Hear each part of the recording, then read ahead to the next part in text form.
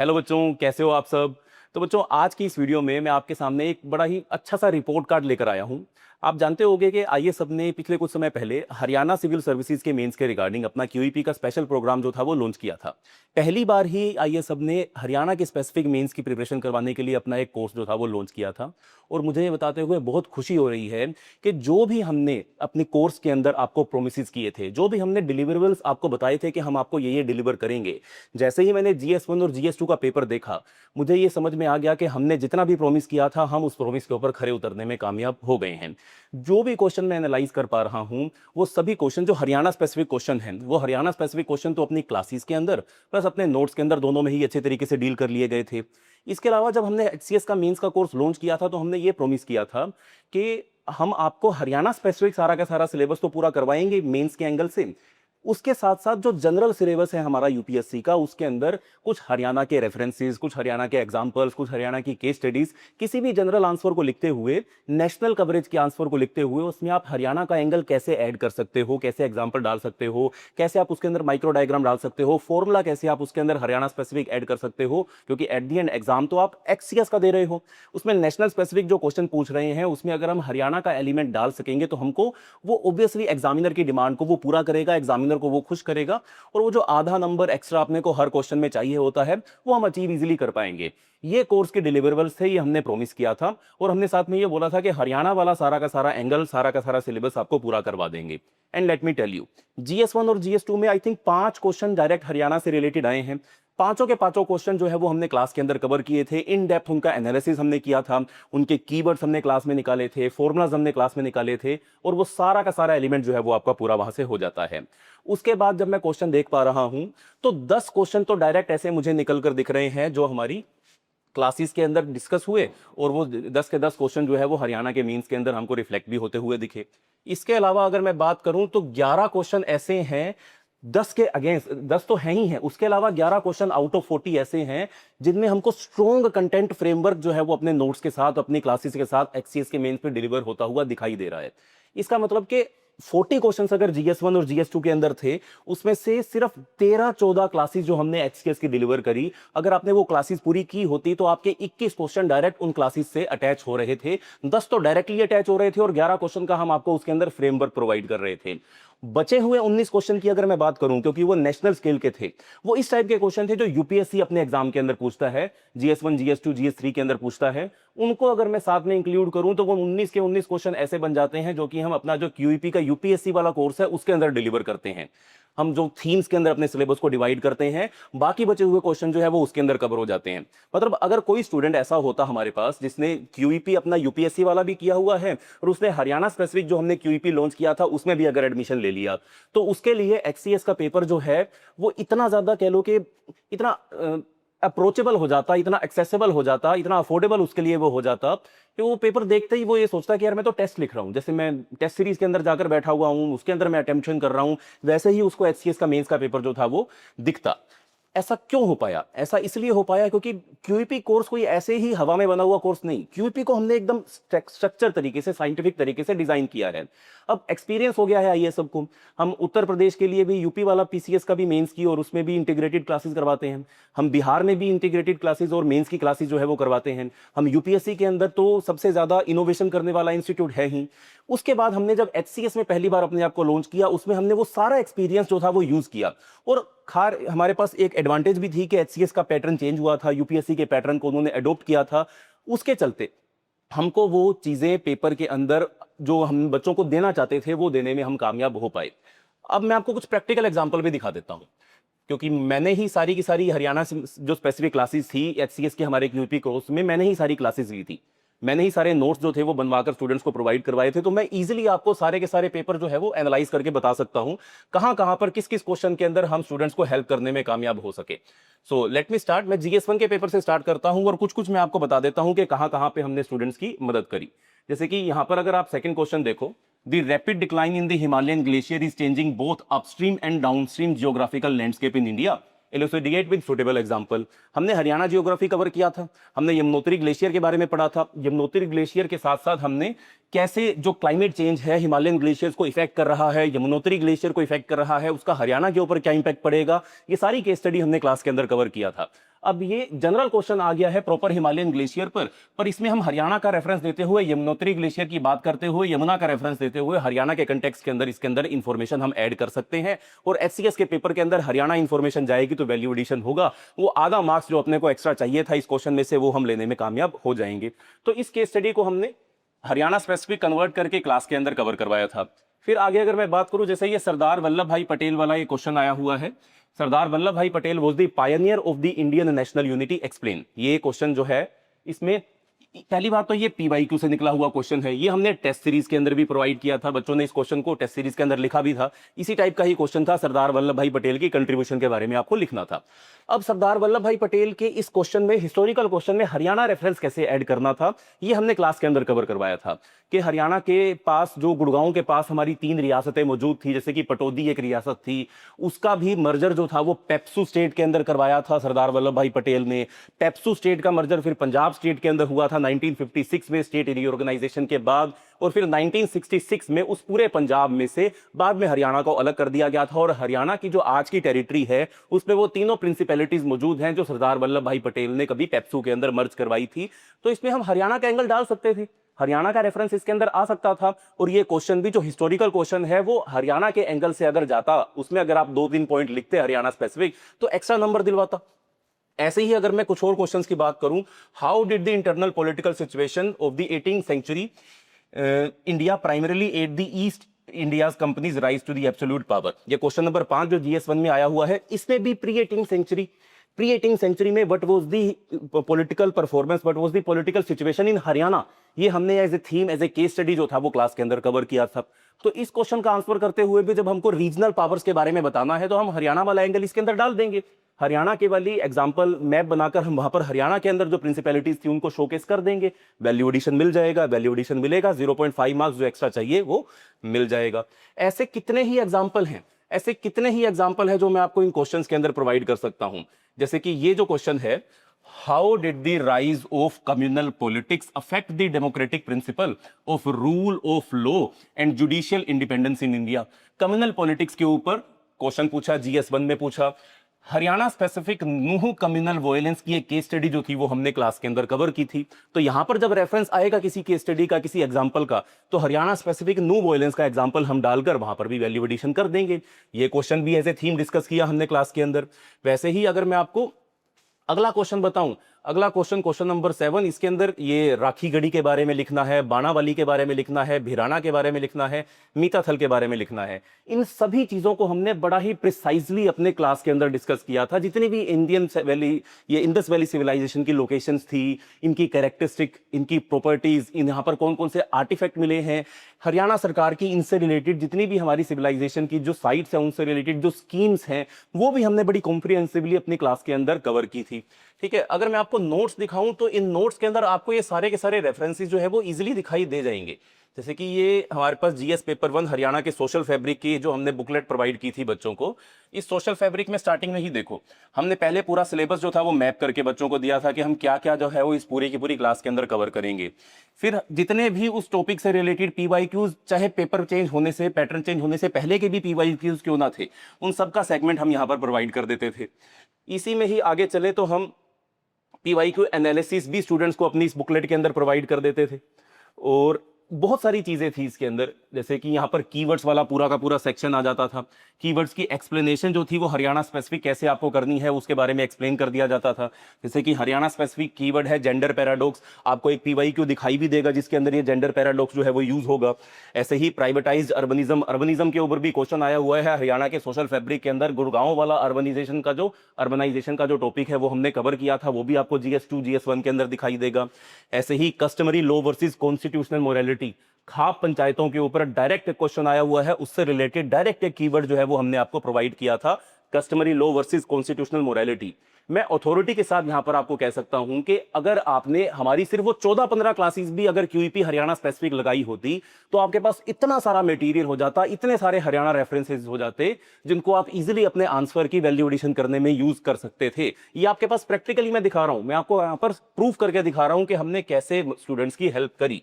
ऐसे आगे अगर मैं आपको दिखाऊं कीवर्ड्स के बाद हम स्टूडेंट्स को फॉर्मूलाज प्रोवाइड करते थे। जैसे कि यहां पर देख लो आप, यहाँ पर खाप पंचायतों से जुड़ा हुआ, जिसके ऊपर डायरेक्ट एक क्वेश्चन आपको दिखाई देता है। हमने स्टूडेंट्स को एक फॉर्मूला प्रोवाइड किया।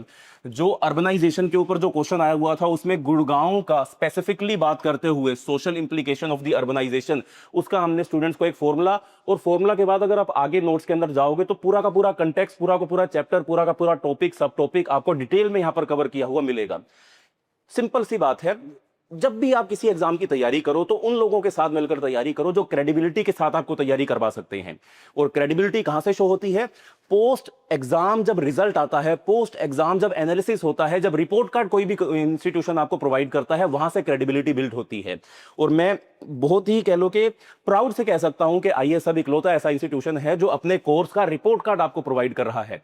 और एचसीएस मेंस में जो हमारा रिजल्ट आने वाला है इस बार, मैं गारंटी से कह सकता हूं कि सबसे टॉप वो जो बच्चे जो सिलेक्शन इस बार होने वाली है वो हमारे हरियाणा वाले जो क्यूईपी का कोर्स है उसी में से ही निकलेंगे। मैं बहुत ही ज्यादा ऑथेंटिक तरीके से आपको इस बारे में प्रॉमिस कर सकता हूं। ऐसे ही मैं आपको कुछ और दिखाऊं, जैसे ये हरियाणा का गवर्नेंस रिलेटेड हमने एक मॉड्यूल स्टूडेंट्स को प्रोवाइड किया था। गवर्नेंस से रिलेटेड 2 से 3 क्वेश्चन जीएस2 के अंदर आए हैं। Haryana specific angle, Haryana specific example, Haryana specific जितनी भी स्कीम्स है गवर्नेंस से रिलेटेड, चाहे वो ई गवर्नेंस हो, डिजिटल गवर्नेंस हो, उन सबका रेफरेंसेस जो है वो उस आंसर के अंदर डाला जा सकता था। चलो क्वेश्चन भी दिखा देता हूं और उसके साथ मैं उसके अटैच जो होगा टॉपिक वो भी आपको दिखा देता हूं। जैसे ये मैं आपको गुड़गांव वाला एग्जांपल जो दे रहा था, इसको पढ़ेंगे। Examine the changing structure of the joint family in urban India and discuss it's wider social consequences. तो हमने गुड़गांव डिस्कस किया, गुड़गांव का अर्बनाइजेशन डिस्कस किया था, अर्बनाइजेशन के कारण सोशल इंप्लीकेशन क्या होते हैं वो भी हमने डिस्कस किया था। तो ये पूरा का पूरा गुड़गांव सेंट्रिक करते हुए हरियाणा का एग्जाम्पल देते हुए आंसर जो था वो क्रिएट किया जा सकता था। बहुत इजी हो जाता आपके लिए। इसके अलावा अगर मैं बात करूं, अगर आप क्यूईपी यूपीएससी मेंस के हमारे स्टूडेंट हो तो अर्बनाइजेशन तो उसके अंदर एक मेजर थीम ही है। मैं ही अर्बनाइजेशन जो है वो क्यूईपी यूपीएससी मेंस के कोर्स के अंदर करवाता हूं। उसके अंदर तो अगर आप वो क्लासेस अगर आपने लगाई होती तो इसमें तो आपको मैं टेम्पलेट प्रोवाइड करता हूं सोशल इंप्लीकेशन का, positive social implication of the urbanisation and negative social implication of the urbanisation. वो अगर आपने किया होता तो ये क्वेश्चन वैसे भी आपके लिए बहुत ही ज्यादा आसान हो जाता, क्योंकि आप टेम्पलेट बेस्ड आंसर लिखते, हरियाणा स्पेसिफिक एग्जाम्पल डालते, 7 मिनट के अंदर आपका क्वेश्चन पूरा हो जाता और आप अगले क्वेश्चन की तरफ जंप कर सकते थे। खैर अभी तो हम सिर्फ 9th क्वेश्चन तक ही पहुंचे हैं और इतने सारे रेफरेंसेस जो है मैंने आपको प्रोवाइड कर दिए हैं। ऐसे ही अगर मैं जीएस2 के कुछ रेफरेंसेस आपको दिखाऊं, जीएस2 में भी जैसे जो स्पेसिफिक क्वेश्चन आया हुआ है, जैसे ये क्वेश्चन आया हुआ है जो जीएस2 के अंदर, how did the introduction of the universal adult franchise usher social revolution in India. तो हमारे जो नोट्स हैं हरियाणा की पॉलिटिकल सिचुएशन के साथ जुड़े हुए जो हमने स्टूडेंट्स को प्रोवाइड किए थे, उसमें before universal adult franchise and after universal adult franchise Haryana का जो वोटिंग पैटर्न कैसा था उसके बारे में हमने एक कंपोनेंट जो था उसके अंदर एक छोटा कंपोनेंट जो था वो प्रोवाइड किया था। एंड फॉर्चुनेटली आप देखिए, how did the introduction of the universal adult franchise usher social revolution in India, उन्होंने क्वेश्चन पूछ लिया और हमने बाय चांस अपने नोट्स के अंदर वो कंटेक्स्ट दिया हुआ था कि हरियाणा की पॉलिटिकल जो वोटिंग थी उसके अंदर क्या चेंजेस आते हैं after the universal adult franchise. वो रेफरेंस भी यहां पर ऐड हो सकता था और आपके आंसर को और ज्यादा अपलिफ्ट कर सकता था। ऐसे ही मैं आपको और दिखाऊं क्वेश्चन, ये discuss the major provisions of the, ये जो क्वेश्चन अगला है question number 3, discuss the major provisions of the 42nd constitutional amendment act 1976 and its impact on the Indian constitutional framework. Test series जो है हमारी एचसीएस वाली, exactly ऐसा ही क्वेश्चन आपको टेस्ट सीरीज के अंदर दिखाई देगा, सेम टू सेम। और ये कहां से निकला हुआ क्वेश्चन था? हमने जो थीम्स बच्चों को हरियाणा स्पेसिफिक प्रोवाइड की थी पीवाईक्यू के बेसिस के ऊपर, वहां पर हमने इसको एक मेजर थीम के रूप में फ्लैग किया था। 42nd constitutional amendment, 44th constitutional amendment और जितनी भी इंपॉर्टेंट कॉन्स्टिट्यूशनल अमेंडमेंट थी वो सारी हमने क्लास के अंदर कवर भी की थी। Although that was not part of the Haryana QEP जो हमने डिलीवरेबल प्रोमिस किए थे उसका, बट क्योंकि वो रेफरेंस के अंदर आ गया तो ये सारे के सारे टॉपिक्स जो थे वो हमने वहां पर एज ए रेफरेंस डिस्कस कर लिए थे। उसके बाद अगर मैं आगे देखूं, ये क्वेश्चन जीएस2 में भी अगर मैं देखूं, the anti defection law has had mixed success in curbing political instability, correctly examine its unintended consequences for the legislative function। Anti defection law भी उसी थीम्स में से निकला हुआ, पीवाईक्यू वाली थीम्स में से निकला हुआ क्वेश्चन है एंड ये भी टेस्ट सीरीज के अंदर टेस्ट किया गया था। और उसके बाद उस टेस्ट सीरीज की डिस्कशन के अंदर इस टाइप के क्वेश्चन को कैसे टैकल करना है, क्या उसमें कीवर्ड डालने हैं, क्या डायग्राम्स बनाने हैं, कैसे वे फॉरवर्ड लिखना है, वो सारा मैंने खुद डिस्कस किया था। ये क्वेश्चन भी मैंने ट्रीट किया हुआ है। पूरे HCS के कोर्स के अंदर। ऐसे ही यहां पर अगला जो क्वेश्चन है, discuss the scope and limitation of the finance commission as an instrument of the fiscal balance between union and the states. जब हमने Haryana specific governance issues discuss किए थे तो उसमें सेंटर वर्सेस स्टेट को हमने बहुत डिटेल में डिस्कस किया था, जहां पर फाइनेंस कमीशन से रिलेटेड सारा का सारा सेगमेंट जो था वो हमारी क्लास और नोट्स के अंदर ही कवर हो गया था। इसके अलावा अगर मैं बताऊं तो जो हमने हरियाणा की इकोनॉमी डिस्कस की थी, हरियाणा के इकोनॉमिक सर्वे के अंदर सेंट्रल फाइनेंस कमीशन ने जो हरियाणा को जो डेवोल्यूशन, फाइनेंशियल डेवोल्यूशन मिलता है उसके अंदर जो 30% इंक्रीमेंट किया है, उसका भी रेफरेंस बहुत स्ट्रांगली तरीके से हमने अपने नोट्स और क्लासेस के अंदर प्रोवाइड किया था। That can also be use in this answer. तो इतने सारे हरियाणा स्पेसिफिक रेफरेंसेस, इतना सारा डाटा, इतने सारे एग्जांपल हमने स्टूडेंट्स को क्लासेस के अंदर प्रोवाइड किए थे।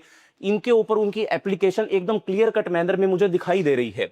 इसका मतलब कि जो भी सीरियस एस्पिरेंट हमारे से कनेक्टेड था, जिसने भी ये हरियाणा स्पेसिफिक मेंस हमसे कोर्स कवर किया, मैं आपको दोबारा बता दूं, 10 क्वेश्चन तो डायरेक्ट निकल कर आ गए, उसमें से 11 क्वेश्चन स्ट्रांगली हमारी क्लासेस के साथ, नोट्स के साथ कनेक्टेड रहे।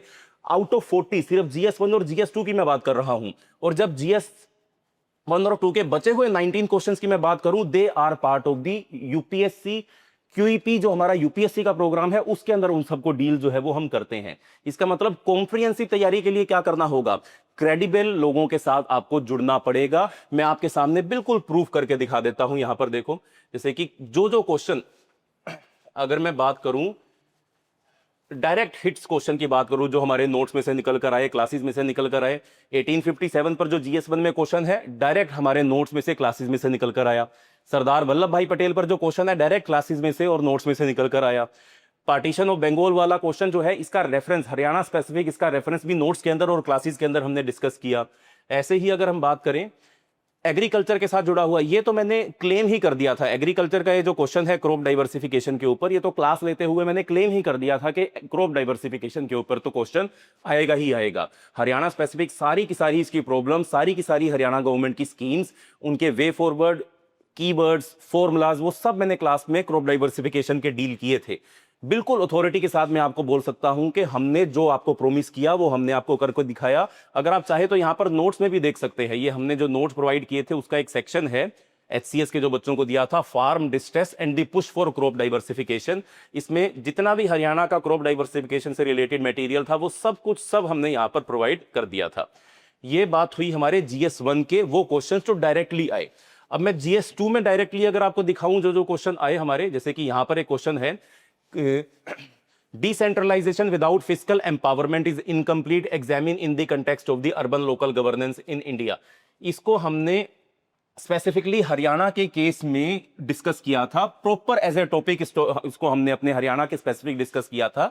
और यही हमारी लाइन थी, डिसेंट्रलाइजेशन विदाउट फिस्कल एम्पावरमेंट जो है वो हमारे किसी काम की नहीं है।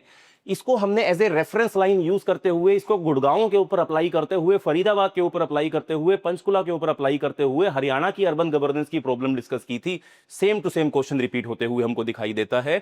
मैं आपको नोट्स के अंदर इसका रेफरेंस दिखा देता हूं। यहां पर आपको नोट्स के अंदर इसका रेफरेंस मिल जाएगा, local governance, Panchayati Raj institutions, urban local bodies, 73rd 74th constitutional amendment act and it's implication. ये प्रॉपर अच्छे तरीके से हमने ये पूरे नोट्स में डिस्कस किया था। ऐसे ही जो अगला हमारे पास फ्रेमवर्क बचा हुआ है, ये तो डायरेक्ट क्वेश्चंस की बात हो गई, जो कहीं ना कहीं हमने डिस्कस कर ही लिए थे। इसके बाद भी और बहुत सारे रेफरेंसेस ऐसे बचते हैं जो हमने क्लास में कवर किए, नोट्स में प्रोवाइड किए, और वो आपके हरियाणा के मेंस के पेपर के अंदर रिफ्लेक्ट हुए। तो यही मैं आपके साथ शेयर करना चाहता था। मैं सबको ये बताना चाहता हूं, जितने भी हरियाणा सिविल सर्विसेज की तैयारी करने वाले बच्चे हैं, UPSC की तैयारी करने वाले बच्चे हैं, अब तो हरियाणा का मेंस पूरा हो चुका है। अब आपको आने वाले समय की तैयारी करनी है, जब तक रिजल्ट आपका नहीं आ जाता है। और हो सकता है कि कुछ बच्चे ऐसे हो जिनका मेंस अच्छा गया हो, कुछ बच्चे ऐसे हो जिनको लगता हो कि मुझे दोबारा हरियाणा के मेंस में या UPSC के मेंस के अंदर अपीयर होना है। तो उन सब के लिए मैं बता दूं, IAS hub is the, you can say, बहुत बड़ा क्रेडिबल प्लेटफॉर्म है जो आपको इनकी प्रिपरेशन करने में बहुत मदद करेगा। इनसे UPSC के कोर्स से, हरियाणा स्पेसिफिक कोर्स से रिलेटेड कोई भी आपकी क्वेरी हो, आप कमेंट सेक्शन के अंदर हमसे पूछिए, हमको कॉल कीजिए, हमसे बात कीजिए। मैं आपको पर्सनली जो है वो एडवाइस करूंगा जितनी भी आपकी प्रॉब्लम्स हैं वो एक बार हमसे शेयर कीजिए, हरियाणा स्पेसिफिक भी शेयर कीजिए, ताकि हम उसके रिगार्डिंग कोई नया कोर्स कुछ आपके लिए प्लान कर सकें। जब तक हमें प्रॉब्लम स्टूडेंट्स की पता नहीं चलेंगी तब तक हम उनके लिए कुछ नया कोर्स जो है वो प्लान नहीं कर पाएंगे। इसके अलावा क्यूईपी यूपीएससी की क्लासेस ओपन है, अगर आप उसमें एंट्री लेना चाहें आप उसको ज्वाइन कर सकते हो। इंग्लिश मीडियम में भी क्लासेस चल रही हैं, हिंदी मीडियम में भी क्लासेस चल रही हैं। 2027 के जितने भी स्टूडेंट्स हैं वो सभी उन क्लासेस के अंदर पढ़ रहे हैं। जो भी स्टूडेंट उसको ज्वाइन करना चाहता है वो हमारी वेबसाइट पर जाकर उससे रिलेटेड सारी इंफॉर्मेशन को एक्सेस कर सकता है, नहीं तो आप कॉल करो हमको और हम आपकी सारी की सारी क्वेरीज जो है वो फिनिश करेंगे। सो आज के लिए इतना ही, टाटा बाय बाय, जय हिंद।